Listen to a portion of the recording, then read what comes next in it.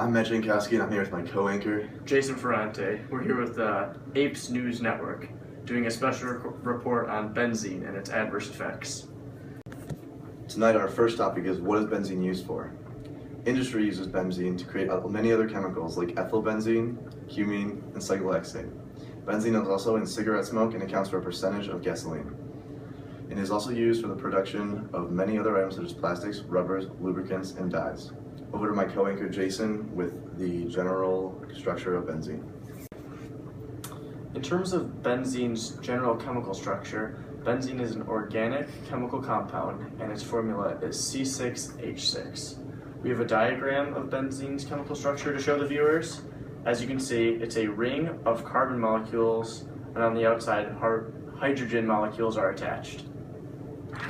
Moving forward, benzene is classified as a hydrocarbon. It is a volatile organic compound and it is a hazardous air pollutant. Now we're going to send you out to the field for a live interview with someone who has been exposed to benzene their entire life. I'm here with Mr. Johnson, a man who has experienced benzene exposure his entire life. I used to live by a volcano, and that's a natural source of benzene emissions.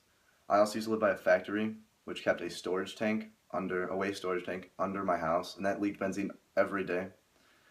My neighbor happened to smoke cigarettes, a pack a day, and benzene is also an emission from cigarette smoke.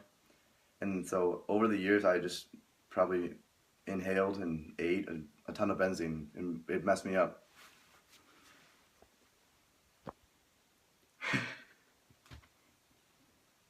Thank you for the interview, Mr. Johnson. We're gonna send it back to the desk now. Thank you, Mr. Johnson, for that interview. In terms of everything he said about benzene being released into the environment, he was completely correct. Furthermore, benzene is also released through the burning of crude oil and gasoline. Forest fires also emit it, and that's about it.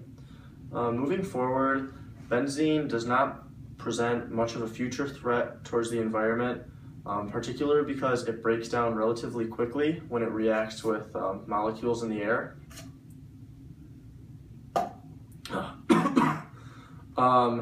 There are effects and symptoms for people living near sources of benzene, but due to it breaking down relatively quickly, long-term effects aren't too great. So in terms of it breaking down, once benzene moves into the air, it reacts with chemicals, and that has an antagonistic effect, and the chemicals break benzene down. Benzene is a volatile chemical, and it passes to the air from soil and water surfaces. Benzene is broken down in the air once it reacts with other chemicals, and in terms of binding with soil particles, it does bind strongly with soil particles, but it moves with relative ease from soil to air, so it breaks down relatively quickly.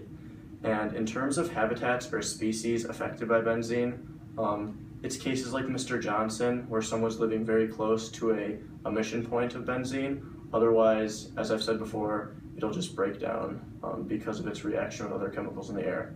Now we're going to send it over to Matt with the symptoms and effects of benzene. Tonight we're going to touch on the immediate symptoms and long-term symptoms of benzene poisoning. In the immediate symptoms, we have dizziness, drowsiness, tremors, irregular heartbeat, headaches, confusion, and becoming unconscious. In the long-term department, we have harmful damage to bone marrow, a decrease in red blood cells, loss of fertility in females and males, excessive bleeding, birth defects in embryos, a decrease in your immune system, and cancer. The lethal dose of benzene in rats was calculated to be 13,700 parts per million over a 4-hour exposure time. Lethal dose in humans is a very high amount and has not been tested. Benzene affects the children more than it affects the adults because children are at a developmental stage, and as we stated before, it can cause birth defects in embryos. Benzene's effects are antagonistic with the effects of other environmental contaminants like itself, because when it reacts with other chemicals in the air, it ends up dissolving and not being as effective. Over to Jason with laws and regulations on benzene. Since discovering the adverse effects of benzenes, a couple of laws and regulations have been put into place. Benzene is regulated by the Clean Air Act of 1990 under Section 112. Furthermore, it is number 6 on the 2005 priority list of hazardous substance. This list is mandated through the Comprehensive Environmental Response Compensation and Liability Act. Also, the U.S. EPA requires companies to report quantities of benzene emissions. Matt, it seems like benzene is a pretty harmful chemical to us. Do you have any potential alternatives to it?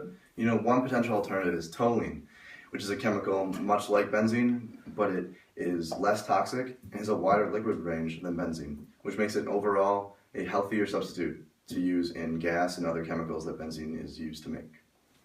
Sounds good. Seems like we should start using that more than benzene. As you can see, benzene has some very harmful effects on humans, animals, and environments in which it is closely released to. In all, that concludes our broadcast. Thanks for tuning in to the APES News Network. See you next time.